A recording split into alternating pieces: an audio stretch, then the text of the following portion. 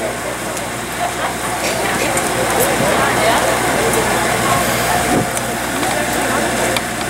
and gentlemen, I'd like to introduce you to Bill Johnson, our senator, congressman for our district, and his lovely wife. And we want to give him a warm welcome to Noble County. Thank you, Mike. Hey, it's good to see all of you out here this morning. A lot of excitement going on here in eastern and southeastern Ohio. I don't have to tell you folks how important this election cycle is. Here in about 3 weeks, we're going to be making a big decision.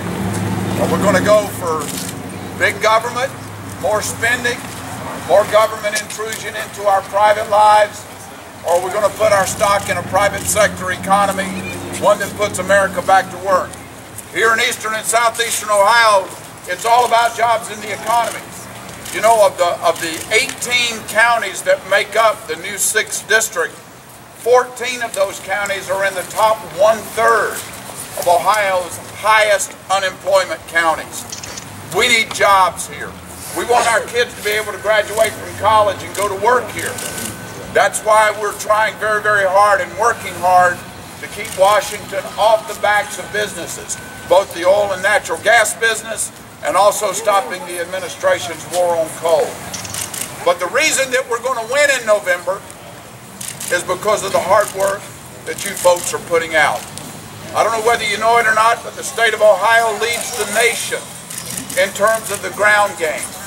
More telephone calls being made, more doors being knocked on. It's important what you folks are doing. We've got a solid team with Governor Romney. He understands what creating jobs are all about. He understands how to balance a checkbook and how to balance a budget. He's had to make a payroll. And there is nobody that understands more about the fiscal issues that America faces than Congressman Paul Ryan does. And the solutions for getting us out of this mess that we're in. So folks, we've got an A+ team that's coming in November, and with your help, we're going to get them there. Early voting. It is very, very important that early voting, that you concentrate on that. Why is it? A couple of reasons. One reason is because who knows what could happen on election day. Some of you may be on vacation and not be able to make it back. We've had that happen before.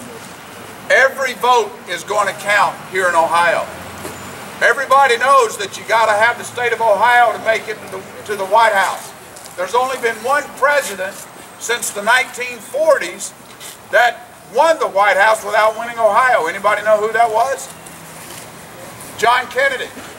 That's the only one. What we're doing right here, folks, has a great, great stake in the outcome on November 6th. So I encourage you to keep working. Talk to your family, talk to your friends, talk to your co-workers. Make sure that they're registered to vote. Make sure they turn out to vote. It's very important. I want to thank you for what you're doing. But right now I want to introduce to you a real champion for job creation in Ohio. We need him in the Senate. He's going to make it because of your hard work. Folks, help me welcome Senate candidate Josh Mandel.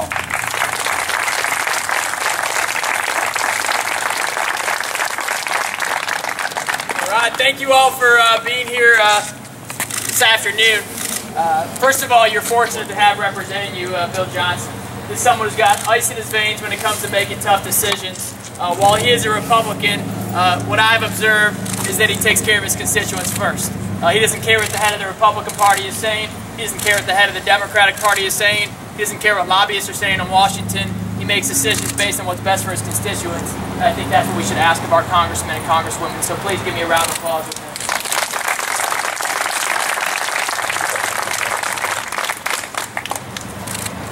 I'm proud to be campaigning around the state with Bill, as well as Governor Romney. Tomorrow we're going to be in Belmont County with Congressman Ryan. Last Saturday I was in Portsmouth with Governor Romney and Senator Portman, and we're campaigning together all throughout the state of Ohio. And there's one message we're talking about time and time and time again. We need to change Washington. And the only way we're going to change Washington is by changing the people we send there. There's one thing we know for sure. We're not going to change Washington by sending Sheriff Brown back there. We're not going to change Washington by continuing to try to put a square peg into a round hole. The only way we can change that place, the only way we can shake that place up, the only way we can bring more jobs to the state of Ohio, the only way we can bring fiscal responsibility to our nation's capital is with a crop of new leaders. Unfortunately, there's a crop of career politicians in Washington who care more about their party, who care more about their jobs than they do about people back here. And unfortunately, Sheriff Brown is one of them. Senator Brown and I are debating a variety of issues. And a lot of the issues he and I are debating are also the issues that Governor Romney and President Obama are debating. One of those issues is whether or not the coal, oil, and gas we have here in Ohio are assets or liabilities. I believe the oil, gas, and coal we have here in Ohio are assets. Sheriff Brown and Barack Obama think they're liabilities. I believe for the economic strength and national security of America, we should be mining all the coal and drilling for all the oil and gas we can. I call it the win-win, win-win. It's jobs for our state. And a lot of you may have family members or neighbors who work in coal, oil, and gas. You know that. It puts food on the table for families throughout our state, for middle-class families. It's not just folks who are working in the mines or working on oil and gas rigs. It's for men and women who are driving water trucks to and from. It's for men and women who are working in hardware stores or maybe owning a hardware store that's selling tools for folks working in energy. It's jobs. So that second win is affordable energy. 86% of our state is powered off of coal. Reliable, dependable, affordable coal.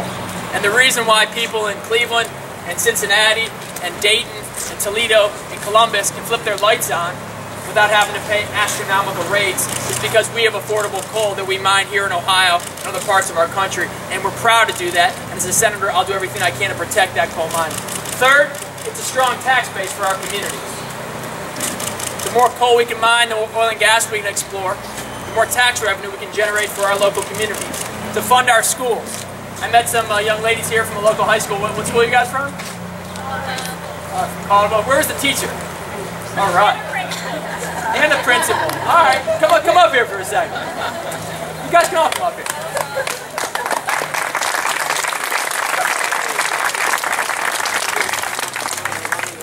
So listen, we know the economy is down in the state of Ohio, but in order to fund public education, I tell you I'm a strong supporter of public education.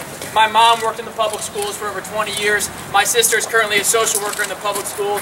I'm a product of K-12 public schools. And I think it's important to have strong public education in our country, to have a strong nation long term. But in order to pay to have teachers in your classrooms, in order to have as few kids as possible in each classroom so you have more attention, we need to fund those schools. And I believe the oil, gas, and coal are one of the main contributing factors to funding education, especially here in eastern and southeastern Ohio.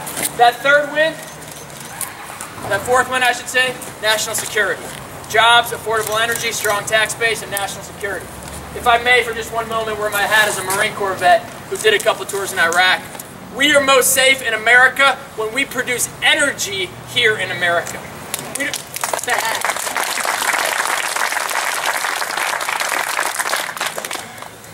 We need look no farther than the Middle East, what's happened over the past month, to reiterate the point I just made. We're in Libya. Our embassy was overrun. Our ambassador and some former Navy SEALs were killed. In Egypt, our embassy was overrun. The United States flag was taken down. In Iran, Ahmadinejad was funding roadside bombs against American troops in Iraq when I was over there. In Saudi Arabia, the Grand Mufti makes a statement that all churches in the region shall be destroyed. In Egypt, Coptic Christians being persecuted because of their religion. We can depend on countries like that.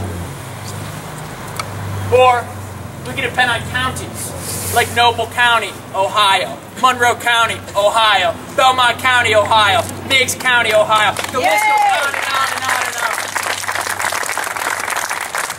Let me tell you another area where Governor Romney and I just fundamentally disagree with what's going on in the Middle East. We need to treat our friends like friends and our enemies like enemies. That doesn't mean that we should be warmongering. It doesn't mean we should be putting new boots on the ground throughout the world, but it does mean we should have a foreign policy of common sense and peace through strength. Now, what I'm about to say, I've not talked to Governor Romney about, but I'm going to tell you how I feel about it because I debated Senator Brown about this last night. Last night we had our second debate, and I'm proud to report to you, we're now 2-0. For a guy who's been running for political office since Richard Nixon was president and been in Washington for over 20 years, he looked like a child last night.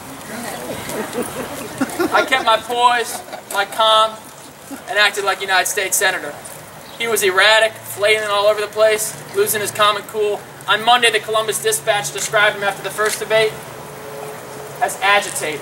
Gongwer News Service described him as frustrated. I agree. He's losing his cool because he's desperate.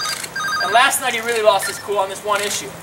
I brought up this issue. I said, Senator Brown, Social Security and Medicare are on the brink of bankruptcy. Our Postal Service is $5.3 billion in the red. Families are struggling through the state of Ohio. I said, Senator Brown, why are you taking our tax money and giving it to countries like Pakistan and Egypt and Libya? Why, Senator Brown, a few months ago, did you vote on the Senate Appropriations Committee to give $1 billion to Pakistan in the wake of Pakistan convicting for treason the guy who helped us find Osama bin Laden? Right. Why, Senator Brown, are you voting to give money to Egypt, which is being run by a guy from a terrorist organization? The Muslim Brotherhood is not a governmental organization, it is a terrorist organization. Right. Why, Senator Brown, are you giving our tax dollars to countries like that, when we need that money here to take care of the American people? He struggled with that answer. It frustrated him. He lost his cool. One of the reasons he's losing his cool is because when he started off this campaign, he was winning by 17 points. Around Thanksgiving, he was winning by 15 points. People were saying,